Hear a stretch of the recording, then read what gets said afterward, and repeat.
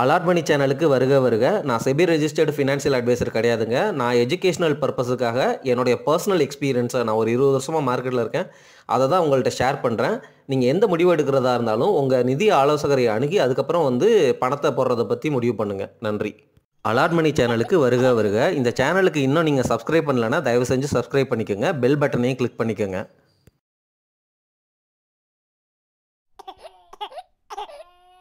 அனைவருக்கும் வணக்கம். இந்த வீடியோ பதிவில் ஃபார்மா செக்டரில் இருக்கிற நாட்கோ ஃபார்மா அப்படிங்கிற கம்பெனியை பற்றி பேசலாம். எனக்கு நல்லா தெரியும், திரு ஆனந்த் ஸ்ரீனிவாசன் அவர்கள் இந்த பங்கை எல்லா வீடியோலையும் பேசிடுறாரு. அதனால் இந்த ஷேரு உங்களுக்கு நல்லாவே ஃபெமிலியராக இருக்கும் அப்படிங்கிறது எனக்கு தெரியும். ஆனாலும் இந்த வீடியோ பதிவில் நிறைய சின்ன சின்ன விஷயங்கள், எப்படி நம்மளே இந்த மாதிரி பங்கை கண்டுபிடிக்கிறது, அந்த ஆஸ்பெக்டில் இந்த வீடியோவை ட்ரைவ் பண்ண போகிறேங்க. அதனால் முழுசாக இந்த வீடியோ பதிவை கேளுங்க. இந்த வீடியோ பதிவை பார்க்குறது மூலமாக நீங்களே உங்களுடைய ஓன் ரிசர்ச்சை பண்ணி நல்ல நல்ல பங்குகளை கண்டுபிடிக்க முடியும் அப்படிங்கிறது என்னுடைய தாழ்மையான கருத்து. சரி, எந்த கம்பெனியை பற்றி பேச போகிறோம்? நாட்கோ.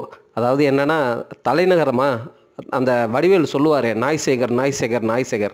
அந்த ஆஸ்பெக்டில் ட்ரை பண்ணேன். சரி, இது ஜஸ்ட் ஃபார் ஃபன்னு தான். நம்ம டைரெக்டாக நாட்கோ ஃபார்மா ஷேரை அனலைஸ் பண்ண தொடங்கிடலாம். நம்மளை மாதிரி ரீட்டைல் இன்வெஸ்டர்ஸ் ஒரு ஸ்மால் கேப் பங்கை டைரெக்டாக வாங்கணும் அப்படின்னு நினச்சா மொதல் விஷயம், நீங்கள் அந்த கம்பெனியை பற்றி படிக்கணும். சரிங்களா? முதல்ல இது ஸ்மால் கேப் பங்கு தானா அப்படின்னு நீங்கள் கேட்குறீங்க. சரிங்களா? இப்போவும் அதோடைய கேட்டகரி ஸ்மால் கேப்பாக தான் இருக்குது. ஆனால் அதோடைய மார்க்கெட் கேப்பு 20,000 கோடி கிட்ட டச் ஆகிருச்சு. முன்னாடி அதாவது 2 வருஷத்துக்கு முன்னாடிலாம் வெறும் 500 ரூபாய் 600 ரூபாயில் கடந்துச்சு. ஸோ இப்போ ஸ்டாக் டபுளுக்கும் மேலே போனதுனால இதனுடைய மார்க்கெட் கேப்பு கண்டிப்பாக ஒரு 7,000 கோடி இல்லை 6,000 கோடி அந்த ரேஞ்சில் தான் 2 வருஷத்துக்கு முன்னாடி இருந்திருக்கும். ஆனால் இந்த ஸ்டாக்கோனுடைய ப்ரைஸ் சார்ட்டை நம்ம பார்க்கும் பொழுது இது 1000 ரூபாயை முன்னாடியே ரொம்ப காலத்துக்கு முன்னாடியே டச் ஆகிருக்கு. ஸோ நம்ம இப்படி புரிஞ்சுக்கலாம், மிட் கேப்பாக இருந்து ஸ்மால் கேப்பாக மாறி இப்போ மறுபடியும் மிட் கேப்பாக ஆக ட்ரை பண்ணிட்டு இருக்கிற கம்பெனி அப்படிங்கிற மாதிரி நம்ம புரிஞ்சுக்கலாம். ஆனால் இந்த பங்கு மூலமாக நான் உங்கள்கிட்ட கடத்த வேண்டிய விஷயம் என்ன அப்படின்னா, ஒரு நல்ல பங்கு, அதாவது ஒரு ஸ்மால் கேப்புன்னு உங்களுக்கு தெரியுது. ஸ்மால் கேப்பு ரீட்டைல் இன்வெஸ்டர்ஸ் வாங்கவே கூடாது. நான் தொடர்ந்து பல அதர் வீடியோஸ் போட்டுக்கிட்டே இருக்கிறேன். அப்போது இந்த பங்கை நான் ஏன் பேசுகிறேன் அப்படின்னா, இந்த பங்கை நீங்கள் போய் அனலைஸ் பண்ணலாம். எப்படி அனலைஸ் பண்ணலாம்? இந்த பங்கு, இந்த ஸ்டாக்கு, இந்த கம்பெனி எந்த பிஸ்னஸில் இருக்கிறாங்க அப்படிங்கிறதையும் அந்த பிஸ்னஸை பற்றிய டீட்டெயில்ஸை அவங்க வெப்சைட்டில் போய் பாருங்கள். ரொம்ப ஈஸியாகவே கண்டுபிடிச்சிடலாம். அவங்க வெப்சைட்டில் ஆப்வியஸாக அவங்கவுங்க கம்பெனியை பயங்கரமாக புகழ்ந்து தான் பேசுவாங்க. ஆனால் நீங்கள் எல்லா ஸ்மால் கேப் ஸ்டாக்கையும் நீங்கள் தொடர்ந்து அதாவது நீங்கள் நல்ல பங்காக நினைக்கிற ஸ்டாக்ஸோடைய வெப்சைட்டை நீங்கள் போய் பார்க்கும் பொழுது உங்களுக்கு குவாலிட்டி எங்கே இருக்குது அப்படிங்கிறது தெரிஞ்சிடும். மீனிங், இப்போ பாருங்கள், இந்த கம்பெனியில் அதாவது என்ன சொல்கிறாங்க அப்படின்னா, first at Natco we manufacture Nish and complex pharma products under the pressure of expectation. சரிங்களா? The need of society creates a global demand for affordable drugs which we are focused on meeting. சரிங்களா?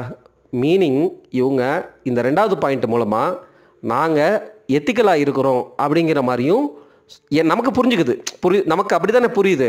அதாவது என்னென்னா, இவங்க சொசைட்டிக்கு ஏதோ ஒரு விதத்தில் இந்த ஃபார்மா ப்ராடக்ட்ஸை சீப்பாக சப்ளை பண்ணும் அப்படிங்கிற நோக்கத்தோடு இந்த ஃபார்மா கம்பெனி ஆரம்பிச்சிருக்கிறாங்க. நமக்கு ஒரு எத்திக்கல் வேல்யூ இருக்கிற கம்பெனி, சரிங்களா, நல்ல வேல்யூவேஷனில் கிடைக்குது அப்படிங்கிறத மாதிரி தான் நம்ம புரிஞ்சுக்கணும். ஆப்வியஸாக ஒரு கம்பெனியை நீங்கள் ஆரம்பித்து பப்ளிக் செக்டர் கம்பெனி மாதிரி ஃபுல்லாக சர்வீஸ் பண்ணாங்க அப்படின்னா அதில் இன்வெஸ்டருக்கு எந்த பெனிஃபிட்டும் இருக்காது. ஆனால் இது ஒரு ப்ரைவேட் பேஸ்டு கம்பெனி. இவங்க வேல்யூவேஷனும் கம்மியாக இருக்கிறாங்க, க்ரோத்தையும் ஃபோக்கஸ் பண்ணுறாங்க. அட் த சேம் டைம் சொசைட்டிக்கும் கான்ட்ரிபியூட் பண்ணணும் அப்படிங்கிறதுக்காக நாட்கோ ட்ரஸ்ட் அப்படின்னு ஒன்று ஃபார்ம் பண்ணி அது மூலமாக இவங்க ஹெல்ப் பண்ணுறாங்க. ஸோ விச் மீன்ஸ் அந்த அவங்களுடைய ப்ராடக்ட்ஸையே, ஃபார்மா ப்ராடக்ட்ஸையே சீப்பாக செல் பண்ணணும் அப்படிங்கிற மாதிரி போடுறாங்க. விச் மீன்ஸ் இந்த கம்பெனி ஒரு நல்ல கம்பெனியாக நல்ல மேனேஜ்மெண்ட் அப்படிங்கிற மாதிரி நமக்கு ஒரு புரிதலை ஏற்படுத்துது. இருந்தாலும் இது அவங்க சைட்டு தான். நம்ம தொடர்ந்து பேசுவோம். நான் ஏன் இப்படி பேசுகிறேன் அப்படிங்கிறத உங்களுக்கு போக போக புரியும். அதுக்கப்புறம் அவங்க கார்ப்பரேட் கவர்னன்ஸோடைய செக்ஷன் அவங்க சைட்டில் நீங்கள் போய் பார்த்தீங்கன்னா என்ன மாதிரி பாலிசிஸ் வச்சுருக்கிறாங்க. Whistle blower policy, risk management policy, இந்த மாதிரி எல்லா பாலிசியும் வச்சுருக்கிறாங்க. அந்த கார்ப்பரேட் கவர்னன்ஸுக்கு நிறையா அவார்ட்ஸும் வாங்கியிருக்கிறாங்க. அகைன் அந்த அவார்டு யார்கிட்ட இருந்து வாங்குறாங்க அப்படிங்கிற மாதிரிலாம் நம்ம அனலைஸ் பண்ணணும். ஏன்னா நான் உங்களுக்கு ஒரு அவார்டு கொடுக்கலாம், நீங்கள் எனக்கு ஒரு அவார்டு கொடுக்கலாம். சரிங்களா? இருந்தாலும் இந்த ஆஸ்பெக்டில் நமக்கு இனிஷியல், அதாவது நம்ம முதல் தடவை வெப்சைட்டை போய் பார்க்கும்போது அந்த கம்பெனி இம்ப்ரெசிவாக தெரியுது அப்படிங்கிறது தான் அடுத்த பாயிண்ட்டு. அடுத்து இவங்க யூஎஸ் மார்க்கெட்டில் ஃபார்மா ப்ராடக்ட்ஸை சப்ளை பண்ணுறாங்க, அதாவது செல் பண்ணுறாங்க. விச் மீன்ஸ் ஒரு யூஎஸ் மார்க்கெட்டில் ஒரு கம்பெனி, அதுவும் இந்தியன் கம்பெனி போய் அவங்களுடைய ட்ரக்ஸை செல் பண்ணுறாங்க அப்படின்னா ஆப்வியஸாக இவங்க யூஎஸ் மார்க்கெட்டில் உள்ள ரெகுலேட்டரி அந்த அப்ரூவல்கிட்ட இருந்து வாங்கி தான் பண்ணுவாங்க. சரிங்களா? யூஎஸ் மார்க்கெட் நம்ம இந்தியா மாதிரிலாம் கிடையாது. ஓரளவு நல்லா லீகல், டிரான்ஸ்பரண்ட்டாக, ஸ்ட்ரிஞ்சன்ட் சிஸ்டமாக தான் இருக்கணும். சரிங்களா? ரொம்ப ப்ரொஃபஷ்னலாக இருக்கணும். அப்போது அங்கே எக்ஸ்போர்ட் பண்ணுறாங்க அப்படின்னாலே நமக்கு புரிஞ்சிடணும், ஓகே இந்த கம்பெனி சின்ன கம்பெனியாக இருக்குது, பட் யூஎஸ் மார்க்கெட்டில் எக்ஸ்போர்ட் பண்ணுறாங்க அப்படின்னா செம்ம டேலண்டடான கம்பெனியாக தான் இருக்குது அப்படிங்கிறத நம்ம புரிஞ்சுக்கணும். அடுத்து எக்ஸ்போர்ட் மார்க்கெட்டில் இருக்கிறதுனால இவங்களுக்கு இன்கம் டாலரில் வரப்போகுது அப்படிங்கிற மாதிரியும் நம்ம யோசிக்கிறோம். இது எல்லாமே குட்டி குட்டி பாயிண்ட்ஸு. இந்த பாயிண்ட்ஸ் எல்லாத்தையும் நான் இன்னும் தொடர்ந்து நிறையா இம்பார்ட்டன்ட் பாயிண்ட்ஸ்லாம் பேச போகிறேன். அதையெல்லாம் கனெக்ட் பண்ணி வயர் பண்ணி நீங்கள் வந்து பார்க்கும் பொழுது இந்த கம்பெனியை பற்றி ஒரு புரிதல் ஏற்படும். இதே ஆஸ்பெக்டில் நீங்கள் போய் அனலைஸ் பண்ணுங்கள். அதாவது எப்படின்னா, விக்கிபீடியாவில் இந்த கம்பெனியை பற்றி ரீட் பண்ணுங்கள். எதுக்காக இந்த கம்பெனியை ஆரம்பித்தாங்க, அதாவது என்னென்னா, ஒரு கம்பெனி என்னதான் ஃபண்டமெண்டல் அனாலிசிஸில் நல்லா இருந்தாலும், நான் கார்ப்பரேட் கவர்னன்ஸ் நல்லா இல்லை, மேனேஜ்மெண்ட் நல்லா இல்லை, ஏதோ கேஸு அல்லது லோனில் பல வருஷமாக ஸ்டாக் ப்ரைஸு அடித்து அதுக்கப்புறம் திருப்பி ஏற்றுறாங்க, இல்லை ஆப்ரேட்டர்ஸை கொடுத்து பண்ணுறாங்க, அந்த மாதிரிலாம் இருக்கிற சிக்கல்கள்லேருந்து நம்ம மாட்டிக்காமல் இருக்கணும் அப்படின்னா இந்த ஆஸ்பெக்ட்லலாம் நம்ம அனலைஸ் பண்ணும் பொழுது தான் அந்த கம்பெனியோடைய தரம், குவாலிட்டி நமக்கு தெரியும். சரிங்களா? ரொம்ப வளவலன்னு பேசுகிறேன், பட் இருந்தாலும் கார்ப்பரேட் கவர்னன்ஸும் ப்ரொமோட்டருடைய அந்த ட்ரஸ்ட் வர்த்தினஸும் ரொம்ப ரொம்ப இம்பார்ட்டன்ட். சரிங்களா? அதை நம்ம எப்படியெல்லாம் கண்டுபிடிக்கலாம் அப்படிங்கிறது தான் நம்ம ஒரு ஜட்ஜ்மெண்ட்டுக்கு வரணும்ல. சரிங்களா? இப்போது ஒருத்தர் நம்மள்கிட்ட சொல்கிறாரு இது சூப்பர் கம்பெனி அப்படின்னா நமக்கும் அந்த கான்ஃபிடென்ஸ் வரணும்ல. அப்போ அந்த கம்பெனியை பற்றி படிக்கணும். அது எங்கே படிக்கலாம்? ஒன்று வெப்சைட்டில் படிக்கலாம், இல்லை விக்கிபீடியாவில் படிக்கலாம். அந்த வெப்சைட்டில் அவங்க என்னென்ன செக்ஷன்ஸ்லாம் வச்சுருக்கிறாங்க, யார் யார் இருக்கிறாங்க அப்படிங்கிற மாதிரி கொஞ்சம் ரிசர்ச் பண்ணி அனலைஸ் பண்ணும் பொழுது சில பாயிண்ட்ஸ் எல்லாம் கிடைக்கிது. அந்த அவார்ட்ஸ் கிடைக்கிது. அந்த அவார்ட்ஸ் யார் கொடுக்குறா அப்படின்னு அனலைஸ் பண்ணுறோம். யூஎஸ் மார்க்கெட்டில் எக்ஸ்போர்ட் பண்ணுறாங்கன்னா டாலர் இன்கம், யூஎஸ் மார்க்கெட்டில்னா அப்போ நல்ல கம்பெனியாக தான் இருக்கணும், ஆனால் சின்ன கம்பெனியாக இருக்குது. அந்த மாதிரி ஆஸ்பெக்டில் நம்ம தொடர்ந்து அனலைஸ் பண்ணணும். இங்கே பாருங்கள், பயனியர் த இந்தியன் ஆங்காலஜி மார்க்கெட்டு. அதே போல் தே அனௌன்ஸ்டு ஜென்ரிக் வெர்ஷன் ஆஃப் ரெவ்லிமிட் அப்படிங்கிற ப்ராடக்டை ரீசெண்டாக யூஎஸ் மார்க்கெட்டில் லான்ச் பண்ணியிருக்கிறாங்க. ஸோ இதெல்லாமே அவங்க சைட்லேருந்து எடுத்த அந்த டெக்ஸ்ட்டு தான் நான் உங்கள்கிட்ட ஷேர் பண்ணியிருக்கேன். தொடர்ந்து பேசுவோம்.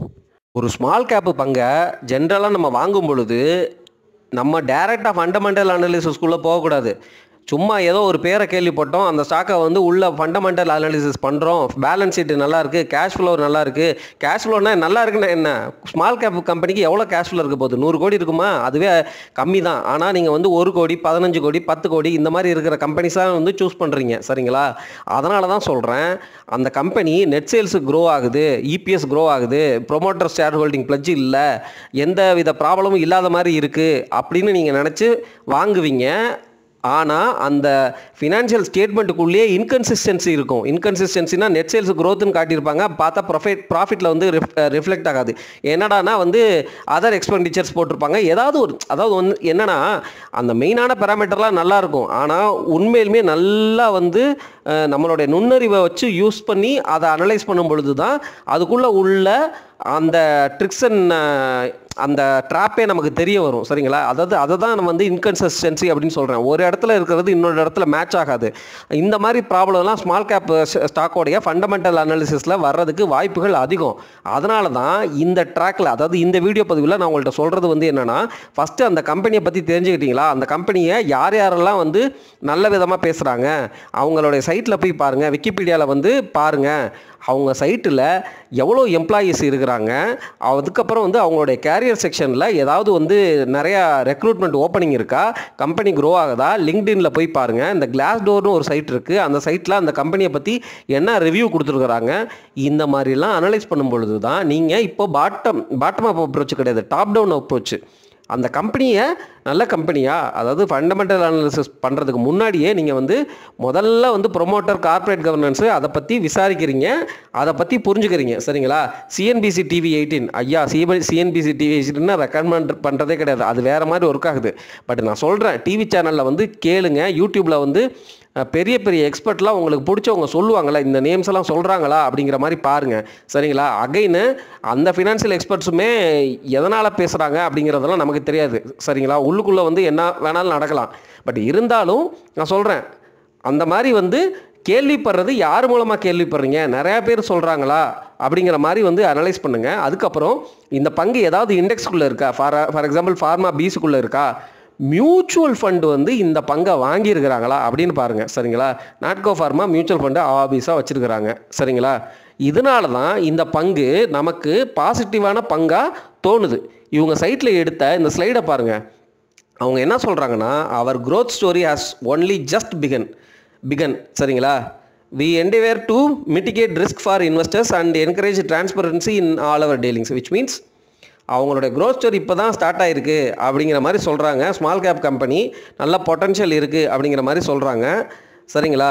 அதுக்கப்புறம் வந்து கார்ப்பரேட் கவர்னன்ஸ் சர்டிஃபிகேட் எல்லாம் வந்து அவங்க சைட்லேயே கொடுத்துருக்குறாங்க, வருஷம் வாங்கிட்டு இருக்கிறாங்க, அவார்ட்ஸ்லாம் நிறையா வாங்குறாங்க. அப்படிங்கிறப்போ நமக்கு இந்த கம்பெனி மேலே ஒரு பாசிட்டிவ் தன்மை வருது. அகெயின் இட்ஸ் ஸ்மால் கேப்பு அப்படிங்கிறதுனால இந்த மாதிரி கம்பெனிகளில் நம்மளுடைய போர்ட்ஃபோலியோ அலோகேஷனில், அதாவது கம்மியாக அலோகேட் பண்ணலாம். 500,000 போடுறதுக்கு பதிலாக மேபி வந்து ஒரு 10,000 இல்லை ஒரு 15,000 அந்த ரேஞ்சுக்கு வந்து ஜென்ரலாக ஒரு ஸ்மால் கேப் கம்பெனியில் நம்ம வந்து எடுக்கலாம். 10,000 15,000ங்கிறது ரொம்ப பெரிய அமௌண்ட்டுங்க. நான் என்ன மீன் பண்ணுறேன் அப்படின்னா, ஒரு லார்ஜ் கேப் பங்குக்கு 1,00,000 ரூபாய் நீங்கள் அலோகேட் பண்ணுறதா அஸ்யூம் பண்ணிவிட்டு, இப்போ இந்த மாதிரி குவாலிட்டியான பங்குகள் அப்படின்னு உங்களுக்கு நம்பிக்கை வருகிற பட்சத்தில் ஒரு 10,000 15,000 வரைக்கும் நீங்கள் எக்ஸ்டெண்ட் பண்ணி ரிஸ்க் எடுக்கலாம் அப்படிங்கிறது தான். நம்ம ரிஸ்க் எடுக்கிறதுமே எப்போ எடுக்கணும்னு வந்து முன்னாடியே பேசிட்டோம். குஷன் எல்லா பக்கமும் இருக்கணும், லார்ஜ் கேப்பு போர்ட்ஃபோலியோ ஸ்டேபிளாக இருக்கணும், இண்டெக்ஸ் இருக்கணும். அதுக்கப்புறம் தான் இந்த மாதிரி ஸ்டாக்குகளில் நீங்கள் இந்த மாதிரி அனலைஸ் பண்ணிவிட்டு ரிஸ்க் எடுத்து பெட் எடுக்கிறீங்க. அது கிளிக் ஆச்சுன்னா நீங்கள் வந்து மிகப்பெரிய, அதாவது கிளிக் ஆகுதுன்னா நான் 20 வருஷத்துக்கு வச்சுருக்கீங்க, இந்த 10,000 15,000 வந்து நல்ல காம்பவுண்டட் ஆனுவல் க்ரோத்தில் 30% க்ரோ ஆகுது அப்படின்னா உங்களுக்கு நல்ல வேல்யூ 20 வருஷத்தில் கிடைக்கும். இது ஒரு பங்கு இல்லை, நீங்கள் பிடிக்கிற பங்குகள்லாம் இவ்வளோ தூரம் அனலைஸ் பண்ணி நிறையா பங்கு பிடிச்சிங்க அப்படின்னா அதில் ஒரு 6-7 பங்கு கொடுத்தாலும் நீங்கள் வந்து மிகப்பெரிய கோடீஸ்வரராக மாறிடுவீங்க. அதுதான் வந்து ஐடியா.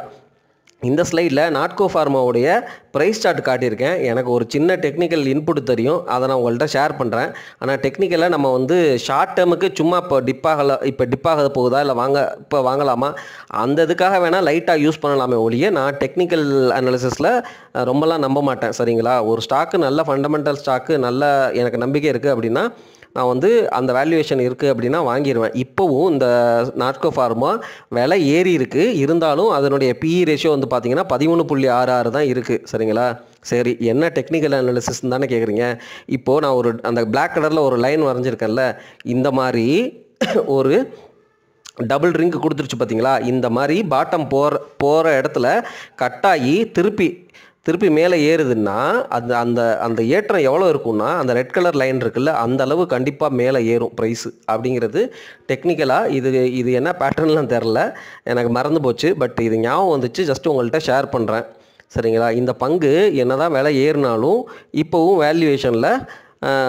வேல்யூவேஷன் பிரகாரம் பிஇ 12 தான் இருக்குது அப்படிங்கிற மாதிரி சொல்கிறாங்க.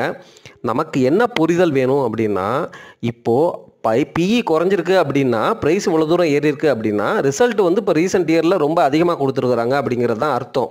இப்போ ரீசெண்ட் இயரில் ஏன் அதிகமாக கொடுத்துருக்குறாங்கன்னா, கொரோனாவாக இருக்கலாம், இல்லை வந்து யூஎஸ் மார்க்கெட்டில் வந்து இந்த ஃபார்மசூட்டிக்கல் பூமாக இருக்கலாம், அதனால் கூட இருக்கலாம். ஆனால் இதே க்ரோத் வந்து எல்லா வருஷமும் கண்டினியூ ஆகுமா அப்படிங்கிறது தான் நமக்கு தெரியாத விஷயம். அப்படி கண்டினியூ ஆச்சுன்னா அந்த ஸ்டாக்கு மேலே போகும். கண்டினியூ ஆகாமல் இவங்களுக்கு வந்து மறுபடியும் வந்து சேல்ஸ் குறைஞ்சிச்சுன்னா திருப்பி கீழே இறங்கும். அந்த கீழே இறங்குறது அப்படிங்கிறது வந்து அந்த பழைய சார்ட்டை பார்க்கும்போது உங்களுக்கு தெரியுது. சரிங்களா? கீழே இறங்கியிருக்கு 2 தடவை இப்படி தான் மேலே போயிட்டு கீழே இறங்கியிருக்கு. ஆனால் இது கீழே இறங்குறதுக்கு வாய்ப்பு அதிகமாக, மேலே போகிறதுக்கு வாய்ப்பு அதிகமாக அப்படின்னு பார்க்கும்போது அவங்க புது ப்ராடக்ட்ஸை லான்ச் பண்ணுறாங்க. அவங்க வந்து என்னென்னா அந்த கேஸ் எல்லாம் வந்து போட்டு அவங்களுக்கு ஃபேவராக வந்து சில கேசஸ் எல்லாம் ஜெயிச்சிருக்கிறாங்க. Which means they are going to sell more pharma products. சரிங்களா? அதுதான் வந்து அவங்களுடைய ஹிஸ்ட்ரி, அவங்களுடைய மேனேஜ்மெண்ட். சரிங்களா? என்ன பேசுகிறாங்க அப்படிங்கிறத நீங்கள் டிவிலெலாம் வந்து வாட்ச் பண்ணிங்கன்னா வந்து பேசுவாங்க. ஸோ அது மூலமாகவும் உங்களுக்கு அந்த டாப் மோஸ்ட் டீட்டெயில்ஸ் வந்து உங்களுக்கு கிடைக்கிறதுக்கு வாய்ப்புகள் அதிகம். ஸோ ஒரு பங்கு வாங்குறதுக்கு முன்னாடி அந்த கம்பெனியில் உள்ள மேனேஜ்மெண்ட் வந்து என்ன பேசுகிறாங்க அப்படிங்கிறத கேளுங்க. சைட்டில் வந்து போய் பாருங்கள், என்ன மாதிரி ப்ராடக்ட்டு, என்ன மாதிரி பைப்லைனில் என்ன மாதிரி நியூஸ் போயிட்டுருக்கு அப்படிங்கிறத பாருங்கள். அதுக்கப்புறம் 1 ஷேரு 2 ஷேரு அந்த மாதிரி வாங்கி தொடர்ந்து ஃபாலோ பண்ணிகிட்டே வாங்க. இப்போது இந்த நாட்கோ ஃபார்மா மாதிரி ஷேரை நீங்கள் 2014 மானிட்டர் பண்ணிட்டு இருந்தீங்கன்னா உங்களுக்கே தெரிய வரும், ஹிஸ்டாரிக்கலாக இதோடைய பிஇ இந்த 12 இருந்ததே கிடையாது. ரொம்ப நல்ல ஸ்டாக்கு, ஹை வேல்யூவேஷனில் இருந்த ஸ்டாக்கு இப்போ 2014 2018 வரைக்கும் எதுக்கு இவ்வளோ தூரம் ஏற்றிட்டு போனாங்க அப்படிங்கிற மாதிரிலாம் நம்ம யோசிக்கும் பொழுது தான் ஒரு பாயிண்டில் வந்து நமக்கே ஒரு கன்விக்ஷன் வந்து பெட் எடுப்போம். சரிங்களா? அதாவது எல்லாரும் ஏறினதுக்கப்புறம் நம்ம போய் எதுக்குங்க வாங்கணும், எல்லாரும் ஏற்றுனாங்க, அதுக்கப்புறம் வந்து அந்த எக்ஸ்பெக்டேஷன் அந்த கம்பெனினால் பூர்த்தி பண்ண முடியலன்னு சொல்லி அடித்து இறக்கிட்டாங்க. இப்போ போய் நம்ம வந்து என்ன யோசிக்கிறோம் அப்படின்னா, இந்த கம்பெனி திருப்பி வந்து எந்திரிச்சு வருமா அப்படிங்கிறத அனலைஸ் பண்ணிவிட்டு நம்ம பெட் எடுக்கணும். அப்போ தான் நமக்கு ரிட்டர்ன் ஜாஸ்தியாக வரும். சரிங்களா? சும்மா எல்லா டேட்டாவும் பாசிட்டிவாக இருக்குது அதனால் வாங்குறேன் அப்படின்னா உங்களுக்கு நார்மல் ரிட்டர்ன் தான் கிடைக்கும். சரிங்களா? நார்மல் ரிட்டர்னா 8 to 12% கிடைக்கும். எனக்கு அது போதும், பட் நான் சொல்லிடுறேன். சரி, இந்த கம்பெனியோடைய நெட் சேல்ஸ் வந்து பாருங்கள், growth 2000 கோடியிலேருந்து 4500 கோடியாக இருக்குது. ஆனால் 2021 2023 வரைக்கும் 2000 கோடி அப்படிங்கிற ரேஞ்சில் தான் இருக்குது. சரிங்களா? அதுக்கப்புறம் எபிட்டா வந்து பாருங்கள் 600 கோடியிலேருந்து 2374 கோடி. இப்போ கேஷ் ஃப்ளோ வந்து 400 கோடி 200 கோடி அதாவது 300 கோடி சரிங்களா அப்படி இருந்தது. ஒரு வருஷத்தில் வந்து பாருங்கள் 2022 வெறும் 47 கோடி தான். இப்போது 1212 கோடி. மார்க்கெட் கேப் 20,000னா 20,000ல் 10% வந்து 2000 கோடி, 2000ல் பாதி 1000 கோடி. இப்போ 1212 கோடி அப்படின்னா வந்து பார்த்துக்கோங்க, கிட்டத்தட்ட 5%க்கும் மேலே. சரிங்களா? அதுதான் வந்து அவங்களுடைய cash flow from operations for the current year. சரி, இப்போது நம்ம எப்படி பெட் எடுத்துருக்கணும் அப்படின்னா, இந்த 47ன்னு கேஷ் ஃப்ளோ போட்டுச்சுல, அப்போ தான் நம்ம வந்து அந்த ஃபண்டமெண்டல் அனாலிசிஸை அந்த டாப்லேருந்து பாட்டம் வர்ற அப்ரோச்சை வந்து நம்ம ஃபாலோ பண்ணி அனலைஸ் பண்ணியிருக்கணும். இந்த கன்விக்ஷன் உங்களுக்கு எப்போ வந்திருக்குன்னா, இந்த ஸ்டாக்கை நீங்கள் தொடர்ந்து மானிட்டர் பண்ணிட்டு வந்திருந்தீங்க அப்படின்னா அந்த கன்விக்ஷன் வந்திருக்கும் அப்படிங்கிறது தான் பாயிண்ட்டு. பேலன்ஸ் ஷீட்டை அனலைஸ் பண்ணதில் அவங்கள்ட்ட கடனே கிடையாது. சரிங்களா? கடன் வந்து கரண்ட் லைபிலிட்டி பாருங்கள் ஒரு 1000 கோடி, ரிசர்வாக வந்து 7000 கோடி வச்சுருக்குறாங்க காசு. ஸோ கடன் இல்லை, அதனால் வந்து இந்த கம்பெனி வந்து நல்ல ஸ்டாக்கு அப்படிங்கிற மாதிரி தான் வந்து நம்ம எடுத்துக்கணும். ஏன்னா நமக்கு அந்த சைட்டு, விக்கிபீடியா, மேனேஜ்மெண்ட் பேசுகிறது இதெல்லாம் நம்ம பேசுகிறதுலேருந்து யூஎஸ் மார்க்கெட்டில் அப்ரூவல், எக்ஸ்போர்ட்டு, நிறைய ப்ராடக்ட்டு அவங்க பைப்லைனில் சேல் பண்ணுறாங்க, நல்ல வந்து பொட்டன்ஷியல் இருக்குது நாங்கள் வந்து அப்படிங்கிற மாதிரி வந்து ரொம்ப கான்ஃபிடெண்ட்டாக வந்து அவங்க சைட்லேயே வந்து அனௌன்ஸ் பண்ணுறாங்க. சரிங்களா? அந்த ஆஸ்பெக்டில் சொல்லும் பொழுது நமக்கு பாசிட்டிவ் வித் ஃபண்டமெண்டல் அனாலிசிஸில் கடன் இல்லை அப்படிங்கிறது ரொம்ப நல்ல பாசிட்டிவ். இப்போ இந்த ஸ்டாக்கோடைய ரிட்டர்ன் ஆன் ஈக்விட்டி பாருங்கள், இந்த கரண்ட் வருஷத்துக்கு 25 இருக்குது, ரிட்டர்ன் ஆன் கேபிட்டல் எம்ப்ளாய்டு 30ன்னு இருக்குது. நான் சொன்ன மாதிரி 30 CAGR கொடுத்துரும் போல இருக்கே. ரிட்டர்ன் ஆன் கேபிட்டல் எம்ப்ளாய்டு வந்து 30ங்கிறது வந்து என்னென்னா ₹1 போட்டால் 30 பைசா வந்து இவங்க சம்பாதிக்கிறாங்க அப்படிங்கிறது தான் அர்த்தம். ஆனால் இந்த ரிட்டர்ன் ஆன் ஈக்விட்டியும் ரிட்டர்ன் ஆன் கேபிட்டல் எம்ப்ளாய்டும் இப்போ 2 வருஷமாக தான் இம்ப்ரூவ் ஆகிருக்கு. ஆனால் 2022 வெறும் 4 தான் இருக்குது. அந்த சமயத்தில் தான் நம்ம கன்விக்ஷனை வளர்த்து பெட் எடுத்துருக்கணும். அதே மாதிரி இபிஎஸ் பாருங்கள், க்ரோ ஆகி திருப்பி குறைஞ்சி திருப்பி வந்து பயங்கர வந்து இன்க்ரீஸ் ஆகிருக்கு.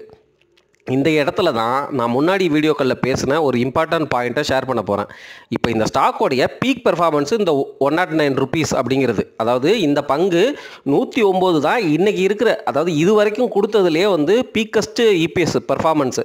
இந்த சமயத்தில் வந்து இந்த ஸ்டாக்கு 100 PE ட்ரேட் ஆகுதுன்னு வச்சுக்கோங்க. அந்த சமயத்தில் நீங்கள் போய் மாட்டி அதுக்கப்புறம் இந்த ஸ்டாக்குக்கு பிஸ்னஸ் கிளைமேட் சிச்சுவேஷன் மாறி இல்லை ஏதோ ஒரு கார்ப்பரேட் கவர்னன்ஸ் இஷ்யூ உள்ளே வந்து உடஞ்சிச்சின்னு வச்சுக்கோங்க, நம்மளால் வெளியில் வரவே முடியாது. அவ்வளோதான், அங்கே தான் மாட்டுவோம். அதனால தான் இந்த ஸ்டாக்கு பீக் வேல்யூவேஷனில் இருக்குது. பிஇ வந்து ஆனால் 12 தான் இருக்குது. பீக் வேல்யூவேஷனில் இருக்கும், அதே சமயம் பியும் அதிகமாக இருக்கும். ஆனால் கார்ப்பரேட் கவர்னன்ஸ்லாம் எதுவும் தெரியாது. நீங்கள் சின்ன கம்பெனியில் போய் சும்மா ஃபண்டமெண்டல் அனாலிசிஸ் போட்டு பண்ணிவிட்டு மாட்டினீங்க அப்படின்னா அப்படி தான் நிறையா பேர் மாட்டுறாங்க. நானும் என்னுடைய 2007 அனுபவத்தில் மாட்டியிருக்கேன். அதனால தான் திருப்பி சொல்கிறேன், நல்லா வந்து கொஞ்சம் டைம் எடுத்து நிதானமாக ஒரு முதிர்ந்த பர்சன் மாதிரி இன்வெஸ்ட் பண்ண ட்ரை பண்ணுங்கள். சரிங்களா? இந்த கம்பெனி எல்லாரும் சொல்கிற பட்சத்தில் இப்போ வேல்யூவேஷன் கம்மியாக இருக்குது, இப்போ கூட இன்வெஸ்ட் பண்ணலாம் அப்படிங்கிற மாதிரி பேசுகிறாங்க. சரிங்களா? அதனால் இந்த கம்பெனி எனக்கு பாசிட்டிவாக தான் தெரியுது.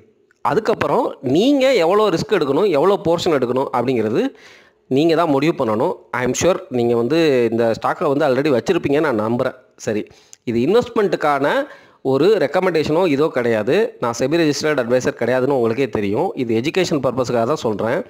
இது நாட்கோ ஃபார்மா வாங்குறத விட ஒரு ஸ்மால் கேப் பங்கை எப்படி வாங்கணும் அப்படிங்கிறதுக்காக எடுக்கப்பட்ட உதாரணங்கிறத நீங்கள் புரிஞ்சிருப்பீங்கன்னு நினைக்கிறேன். இந்த ஸ்டாக்குடைய ப்ரொமோட்டர் ஹோல்டிங் அப்படியே தான் இருக்குது, 49.71. எஃப்ஏஐஸ் பாருங்களேன், நல்லா இன்க்ரீஸ் பண்ணிட்டாங்க. 12% வச்சுருந்தவங்க 17%க்கு வந்து 5%க்கு மேலே வந்து தொடர்ந்து வாங்கிட்டாங்க. இது வந்து பாருங்கள், குவார்ட்டர்லாம் 2023 9, 2023 12 குவார்ட்டர் பை குவார்ட்டர் வந்து இன்க்ரீஸ் ஆகிருக்கு. நம்ம டிஐஸ் வந்து குவார்ட்டர் பை குவார்ட்டர் நிறையா விற்றுருக்குறோம், அந்த அளவுக்கு வந்து வாங்குற அளவுக்கு விற்றுருக்குறோம் அப்படிங்கிறது தான் இதோடைய அர்த்தம். ப்ரொமோட்டர் வந்து எந்த ஷேரும் வந்து ப்ளட்ஜ் பண்ணலை. ஸோ இதுதான் வந்து இந்த ஸ்டாக்கை பற்றிய டீட்டெயில்ஸ். ஒரு வீடியோ ரெக்கார்ட் பண்ணும்பொழுது நிறையா மனசில் வந்து தோணுது, அது எல்லாத்தையும் வந்து ஒரே வீடியோவில் வந்து கிறிஸ்பாக கொண்டு வர முடியல. சரி, நான் போக போக வந்து கிறிஸ்பாக கொண்டு வர முயற்சிக்கிறேங்க. நன்றி, வணக்கம்.